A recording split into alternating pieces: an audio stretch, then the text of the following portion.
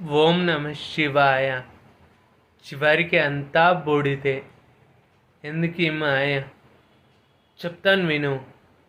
ఎంత పెద్ద మనిషి అయినా, ఎంత గొప్ప వ్యక్తి అయినా, ఎంత డబ్బు ఉన్నా, ఎంత అందం ఉన్నా, ఎంత పలుకుబడి ఉన్నా, ఎంత అధికారం ఉన్నా, ఎంత సంపద ఉన్నా, ఎంత తెలివి ఉన్నా, ఎంత జ్ఞానం ఉన్నా, ఎంత గౌరవం ఉన్నా, ఎంత వైరాగ్యం ఉన్నా, ఎంత పేరు ప్రతిష్టలున్నా, అంతా చివరికి కాలి బూడిద కావాల్సిందే.